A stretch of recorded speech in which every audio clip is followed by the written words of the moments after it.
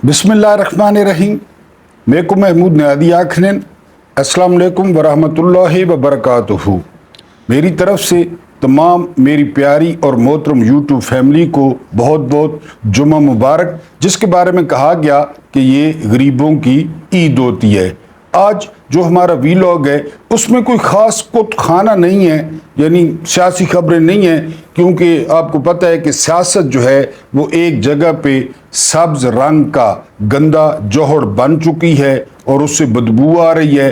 हाँ, एक जो है वो प्रोग्रेस ज़रूर है कि इमरान खान के ख़िलाफ़ FIA हरकत में आ गया है और उनका ट्विटर हैंडल भी बंद करने की बात की जा रही है और साइबर क्राइम उनसे इन्वेस्टिगेट भी करना चाह रहा है। इमरान खान ने कहा है कि वो अपने वकील की मौजूदगी में वो FIA के सामने पेश होंगे। बाकी गुलशन का कारोबार उसी तरह चल रहा है जिस तरह के 70 साल से या 75 साल से चल रहा है।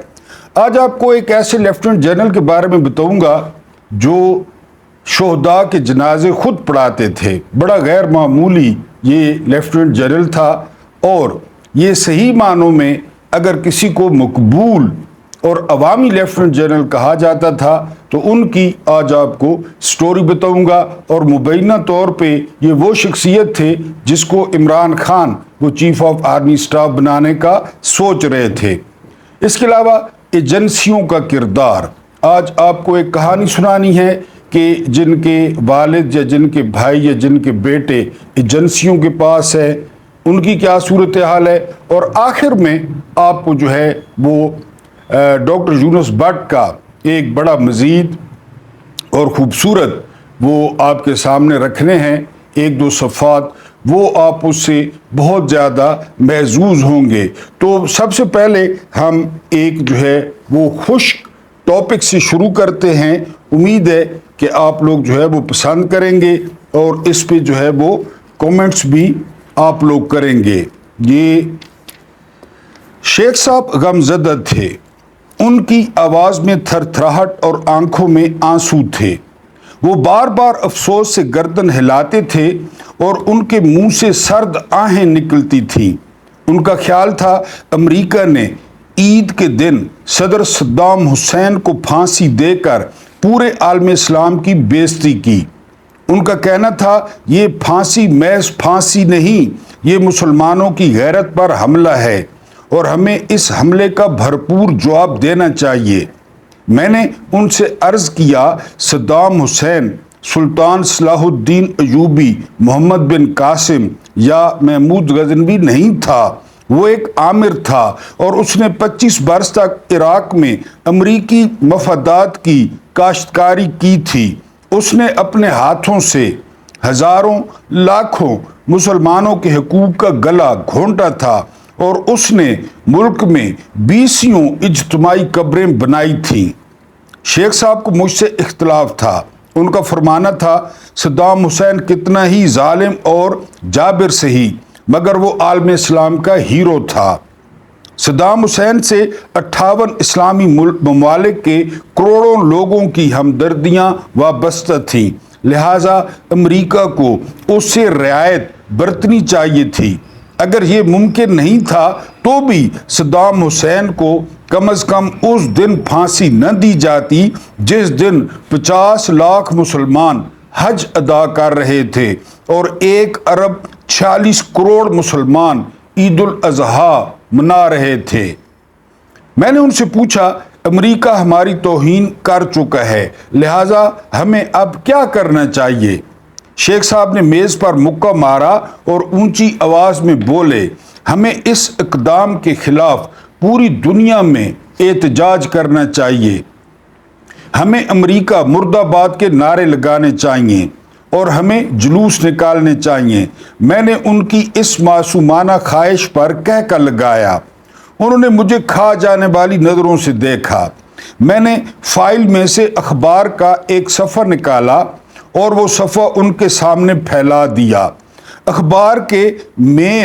अखबार के ऐन दरमियान में 5-6 तस्वीर छपी थीं। एक तस्वीर में पुलिस कांस्टेबल के सामने 5-6 साल की एक बच्ची हाथ जोड़कर खड़ी थी। बच्ची की आंखों में आंसू और चेहरे पर बेचारगी थी। दूसरी तस्वीर में 7-8 पुलिस कांस्टेबल 15-16 साल के एक बच्चे पर डंडे बरसा रहे थे। बच्चे की शलवार उतरकर उसके जूतों पर पड़ी थी, उसकी कमीज फट चुकी थी और दूसरे आम अलिफ नंगा, और वो सिरे आम अलिफ नंगा खड़ा था। तीसरी तस्वीर में लेडी कांस्टेबल बेशुमार खवातीन को हाँक कर ले जा रही थी और चौथी तस्वीर में पुलिस ने बेशुमार बच्चों, खवातीन और मर्दों को सड़क पर वो घसीट रही थी।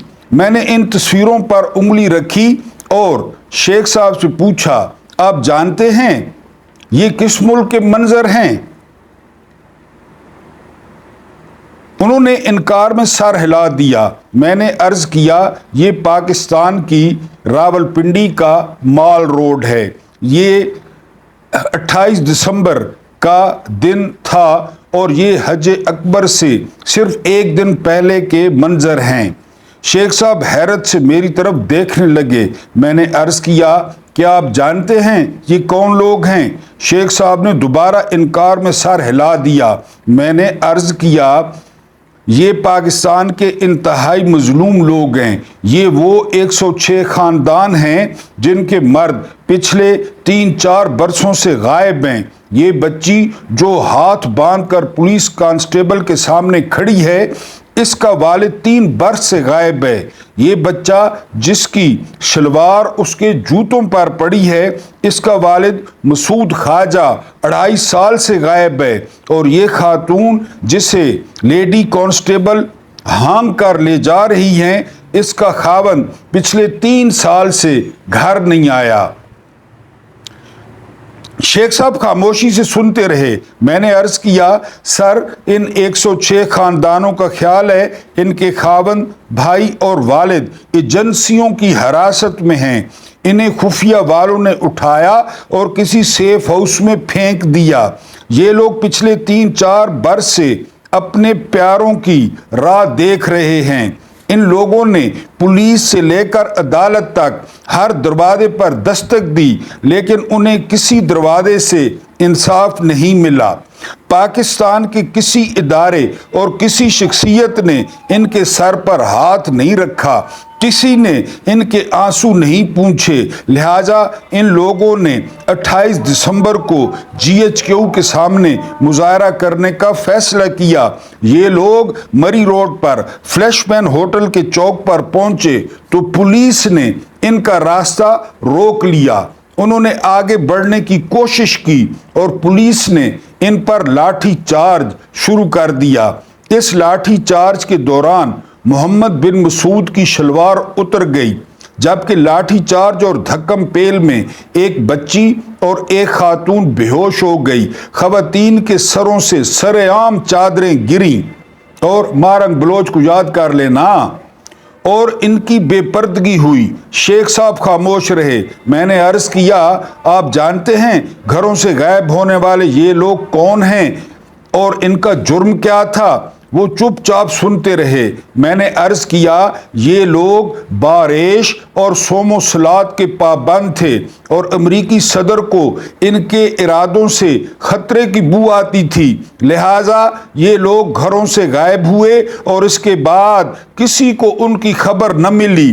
उनके घर वाले उनकी याद में रोज जीते और रोज मरते हैं। ये लोग जब अदालतों के दरवाजे बजा बजा कर थक गए तो उन्होंने पुरअमन एहतजाज का रास्ता चुना, और आप इस रास्ते का अंजाम इन तस्वीरों से देख लीजिए। शेख साहब ने हाँ में गर्दन हिलाई और शर्मिंदा सी मुस्कुराहट के साथ बोले, लेकिन इनका सद्दाम हुसैन की फांसी के साथ क्या ताल्लुक? मैंने अखबार लपेट कर एक तरफ रखा और सीधा होकर जवाब दिया, इन लोगों का सद्दाम हुसैन की फांसी के साथ गहरा ताल्लुक है।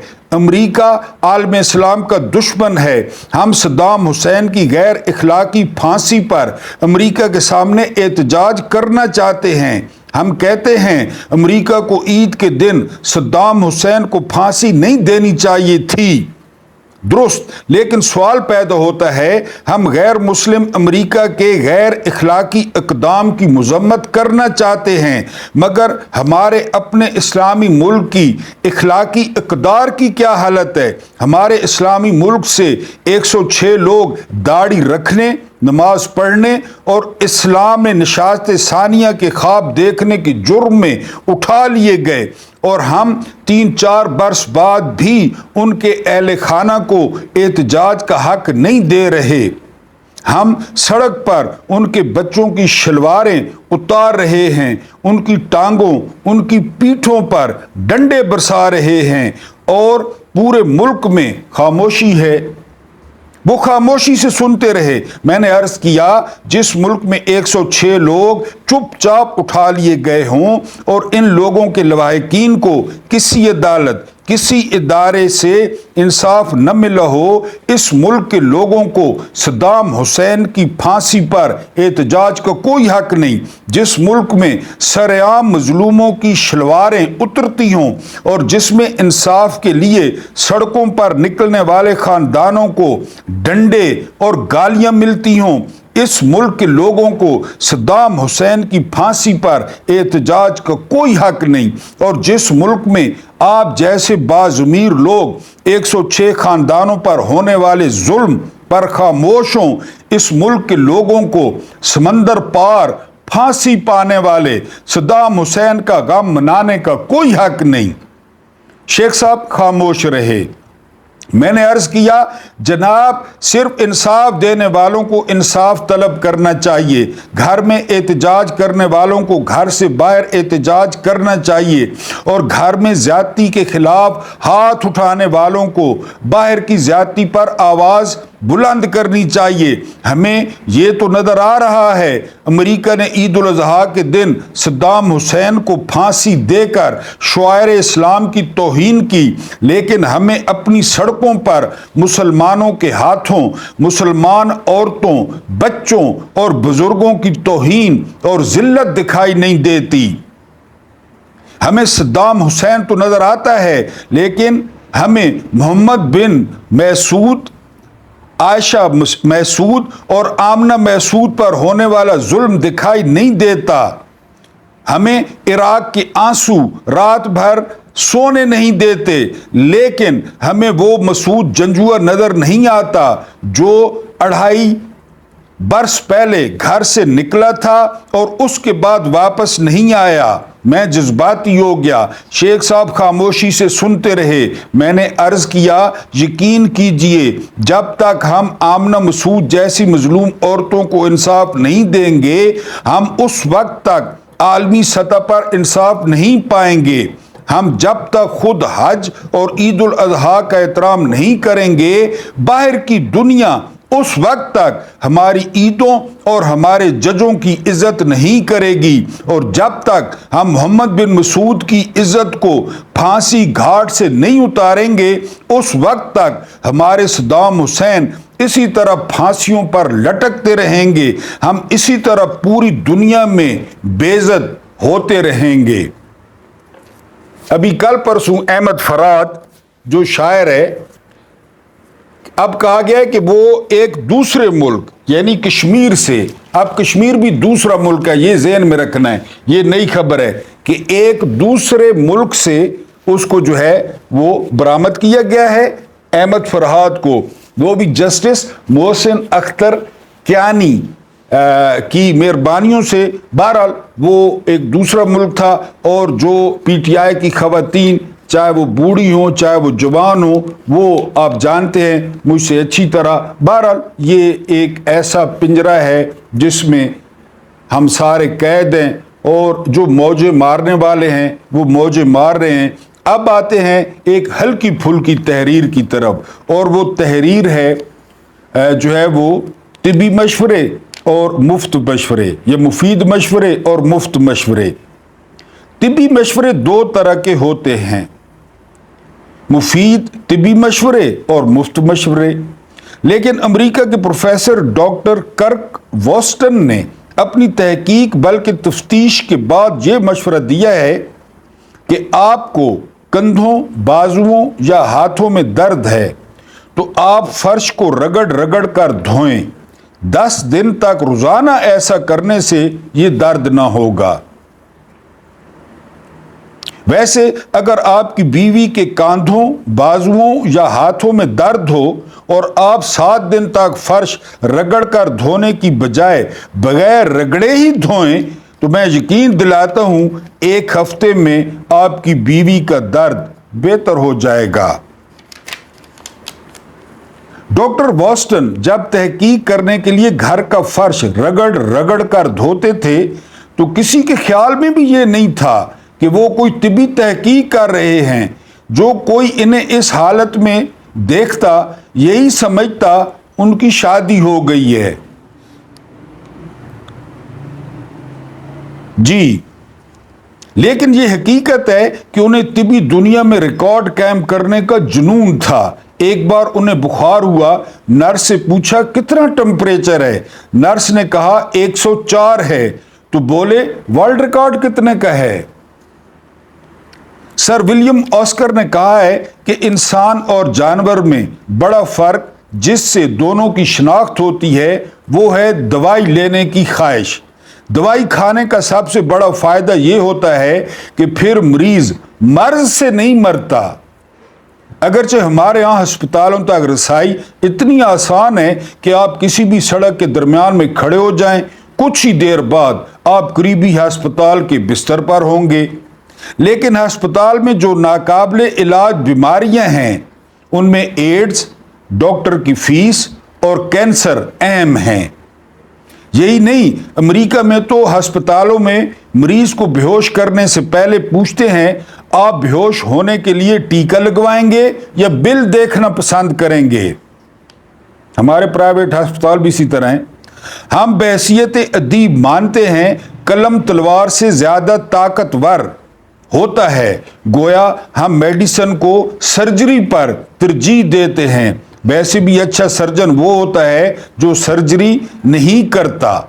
डॉक्टर वॉस्टन सर्जरी के ही खिलाफ थे। वो जख्मी उंगली पर पट्टी भी यूं लपेटते जैसे कमर पर साड़ी लपेटी जाती है, यानी साफ नजर आ रहा होता कि क्या छुपाया है। मेडिसिन के बारे में उनकी भी वही राय थी जो हमारी है कि सबसे बेहतरीन मेडिसिन आपका डॉक्टर होता है, मगर उन्होंने रगड़ा थेरेपी दरियाफ्त करके इसको भी रगड़ा लगा दिया है। अगरचे पहले भी कोई किसी डॉक्टर से पूछता कि आपके मकान पर कितने खर्च हुए तो जवाब मिलता 106 मरीज। लेकिन डॉक्टर वॉस्टर ने तो तामीरी जज्बे के तहत मरीजों से फर्श रगड़वाना शुरू कर दिया है। मुमकिन है वो कहीं के बजरी और सरिया ढूंढने से कमर का दर्द जाता रहता है। मुमकिन है वो कहें कि बजरी और सरिया ढोने से कमर का दर्द जाता रहता है और सर पर ईंटें उठाकर ऊपर की मंजिल पर ले जाने से सर दर्द नहीं होता। हमारे यहाँ जहाँ सबसे ज़्यादा खाने की बातें होती हैं इसे डाइटिंग या स्लिमिंग सेंटर कहते हैं, और जहाँ दर्द का सबसे ज़्यादा जिक्र होता है वो उर्दू शायरी है। ऐसी दर्द वाली शायरी कि पढ़ने वाले को वही कुछ होने लगे जिस वाली ये शायरी होती है। शायरी में हमें भी दर्द पसंद है। जी हाँ, ख्वाजा मीर दर्द पसंद है, लेकिन दर्द के असल स्टॉक एक्सचेंज अस्पताल हैं। डॉक्टर वॉस्टन ने अस्पताल में इस तरीका इलाज के तजर्बे भी किए। एक मरीज को सफ़ेद पोश खातून यानी नर्स के साथ भेजा कि आप मोहतरमा के कमरे के फर्श आंखें बंद करके रगड़ें। चंद घंटों बाद वो नर्स के बगैर वापस आया तो माथे पर सैंडल का जख्म था। डॉक्टर वॉस्टन ने पूछा ये दोनों आंखें बंद करने का नतीजा है? तो उसने कहा नहीं, एक आंख बंद करने का।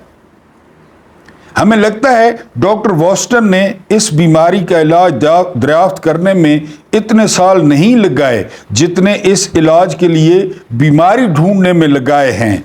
मुमकिन है कल हमें पता चले कि हमसायों के घर पत्थर मारना, वैगन में मुर्गा बनना और चलते हुए दूसरे को कांधा मार के गुजरना वगैरह भी कई बीमारियों के इलाज हैं।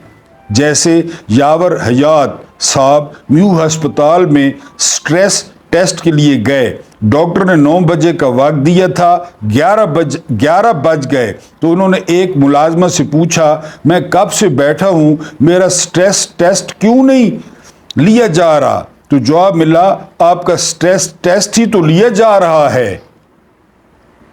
हम समझते हैं सही मशवरा वो होता है जो सही बंदे को दिया जाए। एक बार हम आउटडोर में मरीज देख रहे थे। एक खातून अपने 8 बच्चों के साथ बार बार दरवाज़ा खोलकर अंदर झांके, फिर बच्चे समेट कर चली जाए। आखिर एक बार जब उसने बच्चों समेत फिर अंदर झांका तो हमने कहा, बीबी अब आपको बस कर देनी चाहिए।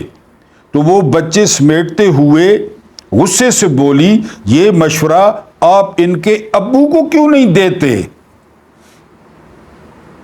डॉक्टर वॉस्टन ने एक तो मशवरा सही बंदों को नहीं दिया और ऊपर से वो फर्श रगड़ने से इसी नतीजे की उम्मीद लगाए बैठे हैं जो अलादीन का चिराग रगड़ने से होती है। खैर, अब तो अलादीन का जिन हाजिर हो भी जाए तो आप उसे कहें कि मेरी कोई ख्वाहिश पूरी कर दो, तो वो यही कहेगा, अगर कोई ख्वाहिश पूरी कर सकता तो खुद कभी इस मैले कुचैले चिराग में एड़ियां न रगड़ता। बहरहाल, हमें यह हैरत अंगेज खबर मिली है कि जानवरों में इस तरीका इलाज के रवाज पाते ही अमेरिका में बीवियों को पट्ठों, बाजुओं और हाथों में दर्द होना फौरी तौर पर बंद हो गया है। हम डॉक्टर वॉस्टन को दाद देते हैं कि उन्होंने इस इलाज के लिए बीमारी बड़ी चुन के ढूंढी है।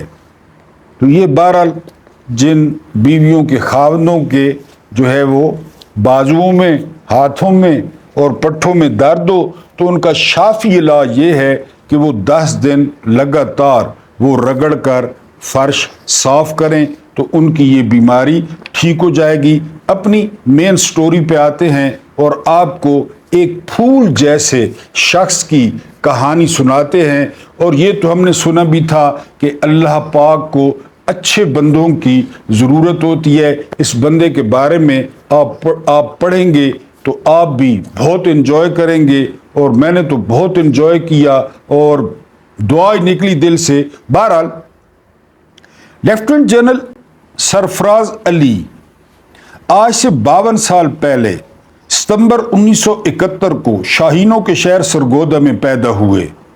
आप समझ गए होंगे। ताहम उनका आबाई इलाका सियालकोट था। उनके वालिद बुजुर्गवार का नाम चौधरी दीवान अली था जो पाकिस्तान एयरफोर्स में स्क्वाड्रन लीडर थे। वो कुल 5 बहन भाई थे, 2 बहनें और 3 भाई। उन्होंने सरगोदा और लाहौर में तालीम हासिल करने के बाद पाकिस्तान मिलिट्री एकेडमी को ज्वाइन किया। पीएमए में जूनियर कैडेट सरफराज अली की कंपनी का नाम अब्दाली था। तब वो अपने नोट्स और किताबों को बड़ी तरतीब से रखा करते थे और डिसिप्लिन के बहुत ज़्यादा पाबंद थे। 79th लॉन्ग कोर्स पास करने के बाद उन्हें साल 1989 में 1989 में पाक आर्मी की 6 आज़ाद कश्मीर रेजिमेंट में कमीशन मिला। कम लोग जानते हैं कि मशहूर सहाफ़ी और तजिया निगार जनाब एयाज अमीर साहब भी एक ज़माने में पाक फ़ौज का हिस्सा थे। तब वो और कैप्टन सरफराज अली एक ही प्लाटून में थे। अपने वो एयाज मीर साहब पीटीआई के टिकट पे इलेक्शन भी लड़े हैं, चकवाल से जीत गए थे, लेकिन वहाँ पे फॉर्म 47 वाला जीत गया। बहरहाल, ये वो एयाज मीर हैं। चौधरी सरफराज अली का सेकंड लेफ्टिनेंट से लेफ्टिनेंट, फिर कैप्टन से मेजर, लेफ्टिनेंट कर्नल से कर्नल और जर्नैल बनने तक का सफ़र खालिस्तन उनकी मेहनत का फल था। लेफ्टिनेंट जनरल सरफराज अली ने पाक आर्मी के कलीदी ओहदों पर काम किया। دہشت گردی کے خلاف جنگ میں انہوں نے بہترین کارکردگی دکھائی، جس پر انہیں 2 مرتبہ تمغہ بصالت دیا گیا۔ جن دنوں lieutenant general Qamar Javed Bajwa corps commander Rawalpindi تھے، اس وقت بریگیڈیئر جنرل سرفراز علی 111 بریگیڈ کی کمانڈ کر رہے تھے۔ وہ بطور بریگیڈیئر واشنگٹن امریکہ میں ملٹری اٹیشی بھی رہے۔ بتایا جاتا ہے کہ امریکہ میں قیام کے دوران وہ اپنے کورس میٹس اور یونٹ کے افسران کو اپنے ہاتھوں سے ناشتہ تیار کر کے دیا کرتے۔ وہ امریکہ سے واپسی کے بعد اسٹاف کالج کوئٹہ میں کمانڈنٹ تعینات ہوئے۔ انہیں 2017 میں ترقی دے کر میجر جنرل کے عہدے پر ترقی ملی۔ جنرل سرفراز علی اکتوبر 2018 میں ڈائریکٹر جنرل ملٹری انٹیلیجنس کے عہدے پر کام کرتے رہے۔ تب DGISI کے عہدے کے لیے امیدواروں کی لسٹ بنائی گئی تو اس میں لیفٹیننٹ جنرل سرفراز علی بھی شامل تھے۔ مشکل وقت میں وہ inspector general FC IGFC Balochistan بھی خدمات سر انجام دیتے رہے۔ یہی وجہ تھی کہ وہ بلوچستان کے چپے چپے سے واقف تھے۔ ان کی بلوچ عمائدین اور سرداروں سے بہت بے تکلفی تھی اور دوستی تھی۔ وہ صحیح معنوں میں عوامی مقبولیت رکھتے تھے۔ بلوچستان میں وہ بہت مقبول تھے۔ نومبر 2020 میں جنرل سرفراز علی کو میجر جنرل سے پروموٹ کر کے لیفٹیننٹ جنرل بنا دیا گیا اور انہیں کمانڈر سدرن کمانڈ کوئٹہ کی ذمہ داری دی گئی۔ دسمبر 2020 میں جنرل سرفراز علی کو کور کمانڈر کوئٹہ تعینات کیا گیا۔ وہ پاک فوج کے سخت ترین جرنیلوں میں شمار کیے جاتے تھے، جو ہمیشہ اپنے کام میں مگن اور وطن کی خدمت کے جذبے سے سرشار رہتے تھے۔ جنرل سرفراز علی کی ریٹائرمنٹ کی مدت بھی قریب تھی اور انہوں نے 25 نومبر 2024 کو ریٹائر ہونا تھا۔ میں آپ کو بتاتے چلوں کہ ان کے 2 بیٹے اور 1 بیٹی تھی۔ بڑے صاحبزادے کا نام احمد ہے، جو پاک آرمی میں کیپٹن کے فرائض سر انجام دے رہا ہے۔ یاد رہے کہ کیپٹن احمد اپنے والد کے ADC کی حیثیت سے ڈیوٹی دے رہے تھے۔ جنرل سرفراز کا شمار ایسے جرنیلوں میں ہوتا تھا جو بلوچستان کی عوام کے بہت محبوب تھے۔ 2 اگست 2022 کے روز ٹی وی چینلز پر اچانک یہ بریکنگ نیوز چلی کہ لیفٹیننٹ جنرل سرفراز علی کا ملنسار اور مسکراتا چہرہ اب ہمیشہ کے لیے مرجھا گیا ہے۔ وہ بلوچستان فلڈ ریلیف آپریشن کا جائزہ لے رہے تھے کہ ان کا ہیلی کاپٹر حادثے کا شکار ہو گیا۔ ISPR کے مطابق حادثے کا شکار بدقسمت ہیلی کاپٹر کا ملبہ موسیٰ گوٹ لسبیلا سے ملا۔ ہیلی کاپٹر حادثے میں لیفٹیننٹ جنرل سرفراز علی، حال ہی میں پروموٹ ہونے والے میجر جنرل امجد حنیف، بریگیڈیئر محمد خالد، میجر سعید احمد، میجر طلحہ منان اور نائک مدثر فیاض بھی مرتبہ شہادت پر فائز ہوئے۔ شہید کی نماز جنازہ میں وزیر اعظم، آرمی چیف جنرل فیض حمید، جنرل سائر شمشاد، جنرل آصف غفور کے علاوہ عوام کی بہت بڑی تعداد نے شرکت کی، جبکہ سابق وزیر اعظم عمران خان فاتح خانی کے لیے ان کے گھر گئے تھے۔ پھر شیخ رشید نے نئی بحث چھیڑ دی۔ وزیر داخلہ شیخ رشید نے یہ بیان دیا کہ عمران خان، جس کو آرمی چیف بنانا چاہتے تھے اپنے دور میں، اب وہ اس دنیا میں نہیں رہے۔ یعنی عمران خان لیفٹیننٹ جنرل سرفراز علی کو چیف بنانا چاہتے تھے، جبکہ پروپیگنڈا کیا جا رہا تھا کہ وہ جنرل فیض کو بنانا چاہتے ہیں۔ تو یہ شیخ رشید نے انکشاف کیا، کیونکہ شیخ رشید عمران خان کے بہت قریب سمجھے جاتے تھے اور مشورے میں شامل ہوتے تھے۔ جی اب وہ اس دنیا میں نہیں رہے اور نہ ہی عمران خان وزیر اعظم رہے اور نہ ہی جنرل سرفراز۔ رواں برس شہید ہونے والے جنرل کی شخصیت میں ایسا کیا تھا کہ وہ عمران خان کی چوائس تھی؟ جنرل سرفراز علی کے ساتھی بریگیڈیئر عبداللہ کے مطابق وہ سفر سے پہلے 2 رکعت نفل پڑھتے اور جب بھی کسی شہید کا جنازہ لایا جاتا تو وہ نماز جنازہ خود پڑھاتے، اور جب وہ سفر پر روانہ ہونے لگے آخری سفر پر، اس وقت بھی انہوں نے 2 رکعت نماز نفل ادا کی۔ یعنی جب لیفٹیننٹ جنرل سرفراز علی کریش ہوئے تو اس وقت لیفٹیننٹ جنرل سرفراز علی وضو سے تھے، اور جب بھی کسی شہید کا جنازہ لایا جاتا تو وہ نماز جنازہ خود پڑھاتے۔ شہیدوں کے تابوت چومتے ہوئے ان کی آنکھیں آنسوؤں سے تر ہو جاتی۔ بریگیڈیئر عبداللہ نے ان کی امامت میں 3 شہداء کے نماز جنازہ ادا کیے۔ وہ ایک سچے مومن تھے۔ ایک دفعہ ایک دور دراز گاؤں میں ایک بوڑھی خاتون کو بیمار دیکھا، خود اس کی عیادت کے لیے گئے اور پھر ان کو فوراً کوئٹہ CMH ہسپتال منتقل کیا۔ ان کی خواہش تھی کہ بچیوں کو لازمی پڑھایا جانا چاہیے۔ لیفٹیننٹ جنرل سرفراز علی کو پالتو جانور، مرغی اور پرندے بہت پسند تھے۔